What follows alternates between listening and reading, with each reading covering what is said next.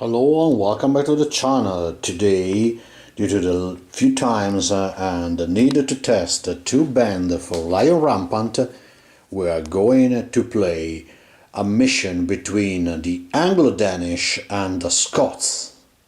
The story here is that the Rush leader of the Anglo Danish, Harald Ragnarsson, and his trusty bodyguard as rises feared of 2 units of heavy infantry, 2 units of peasant in the form of light infantry, and 1 unit of archer to attack the neighbor of the Scots, where Angus MacPine and his bodyguard of elite warrior rises man to face off the invaders.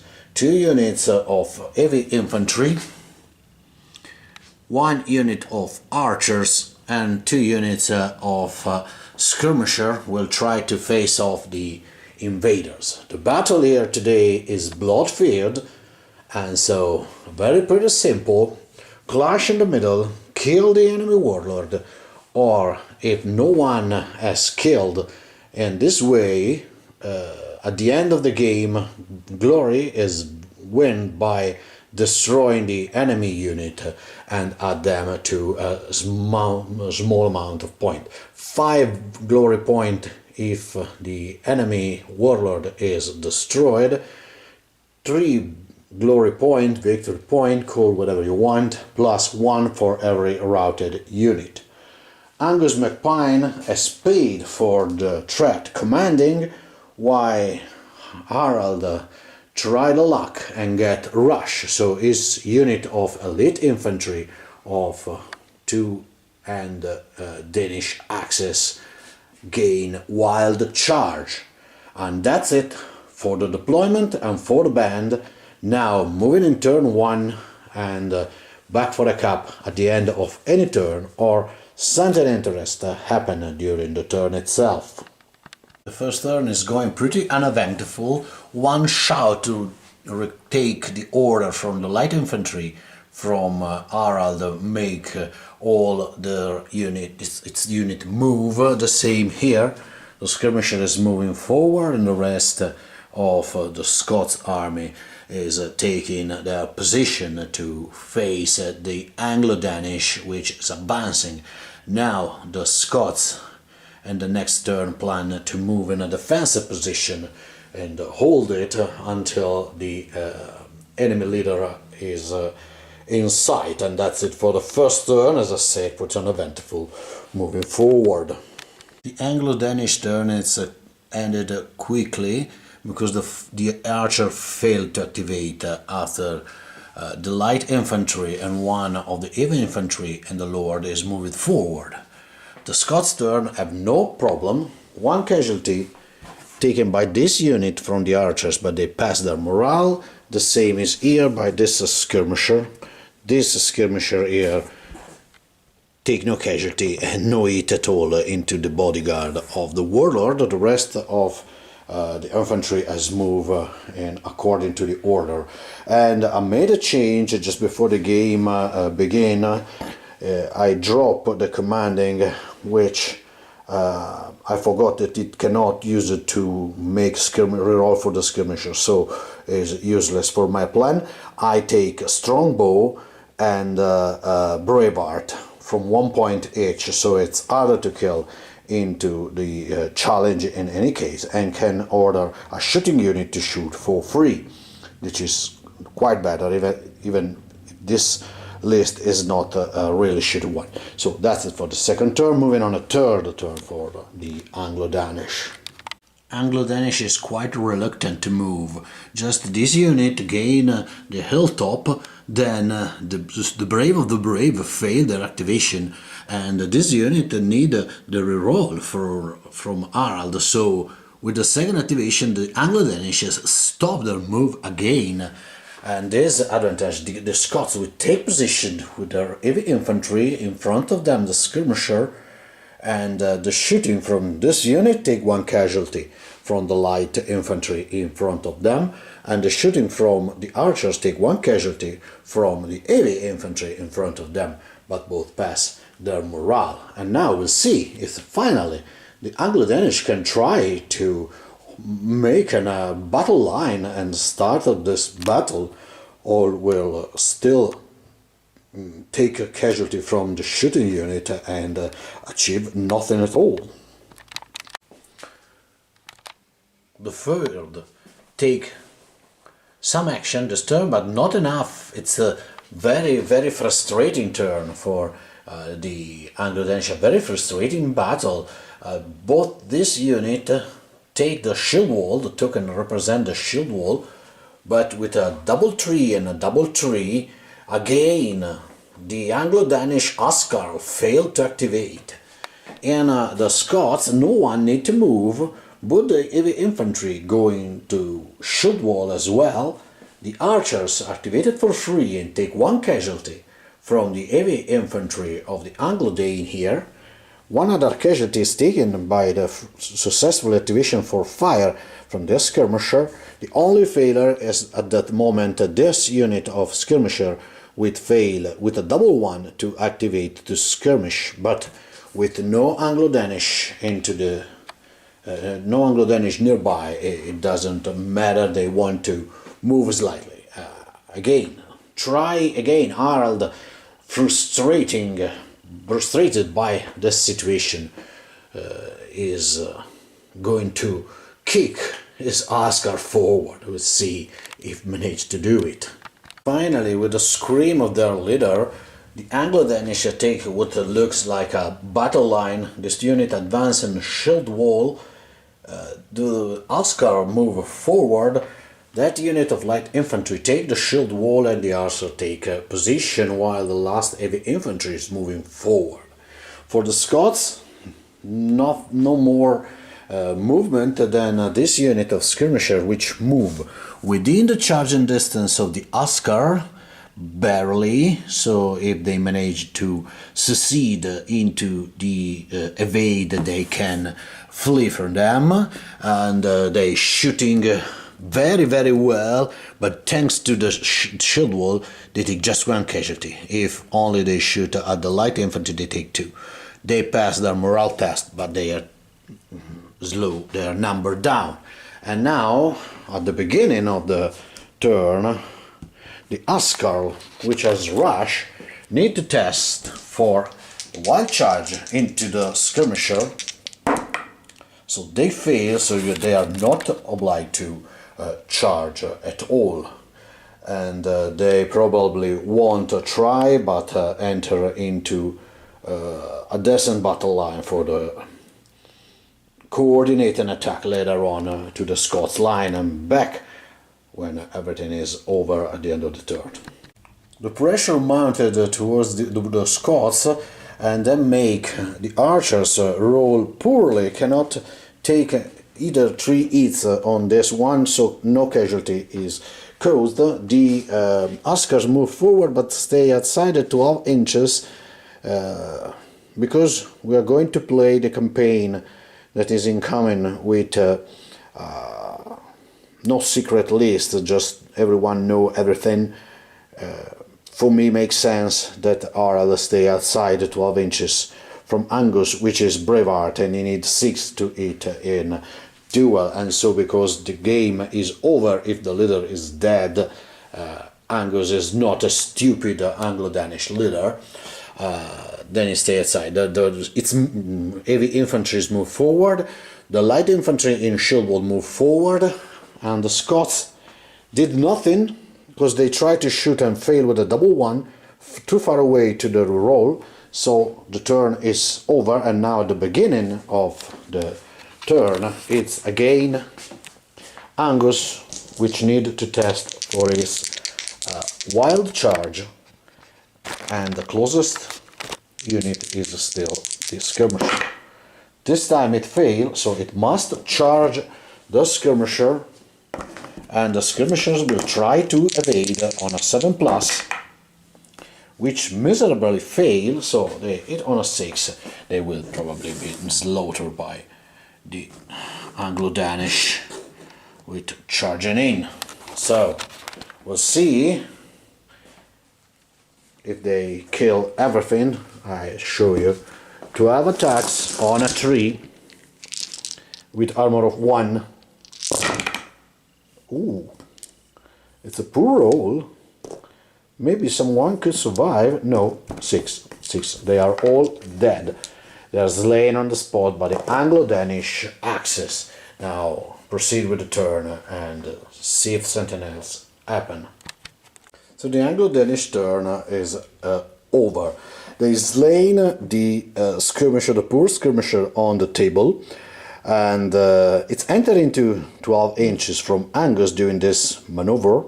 The rest of the riots refuse to move because that light infantry want to drop the shield wall and charge the archers, but roll a double 1. So the Anglo-Danish turn, it's over. Angus MacPine is here a challenge, and the Lord will refuse the challenge. So the cowardly leader must take a test. Every unit must take a test. This one is failed and is breaking. They flee in a sec. They barely, no, they fail due to the casualty.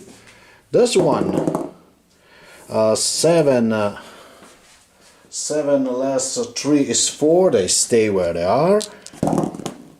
They stay where they are. They stay where they are, and the archers stay where they are. So 2 units will flee, and one is the leader unit. So back in a sec, a very, very bad roll for the Anglo-Danish today, but a right consequence because he refused the challenge. Aradir is learning that invade Scotland is not the wisest thing to do, and is learning it in the hardest way. He is fleeing. This unit take casualty, fail another test, and move forward towards their safe line.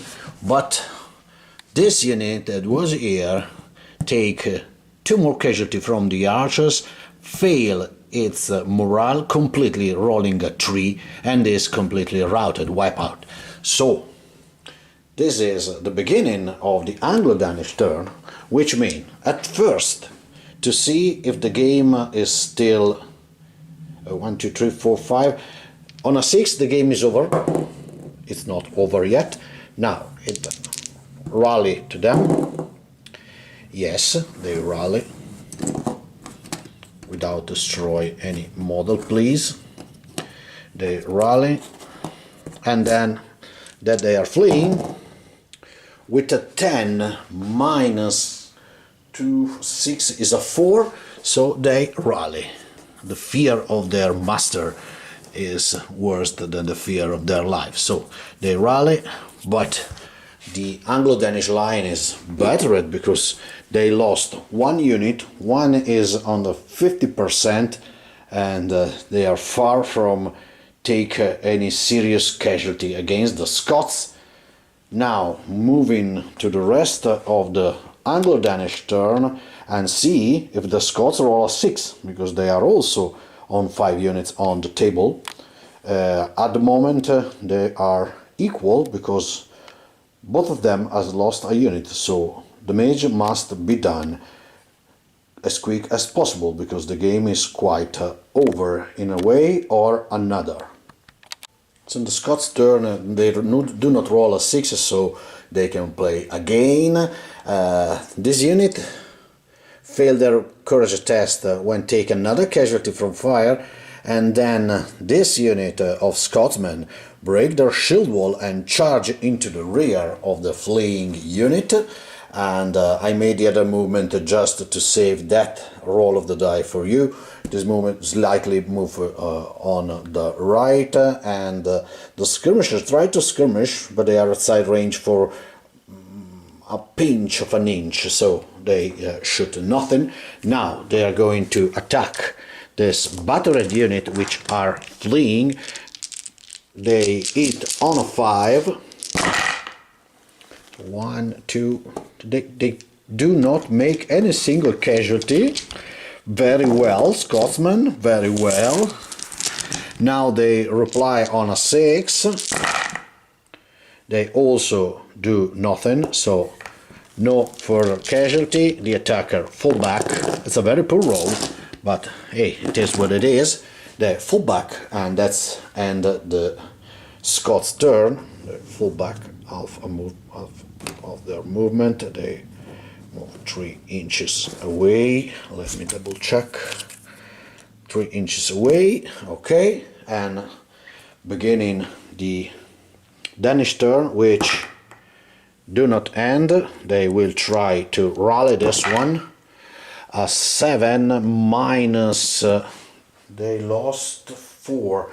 7 minus 4 is a 3, so no, they take another casualty and still flee. And then moving on the turn for the Anglo Danish, which is not in a very good situation at the moment. It is a really bad day, a really wrong day for the Anglo Danish, with have lost another unit on the hill due to the fire of this archer, which is a sniper. They have no upgrade. They've just killed 2 units just with a fire.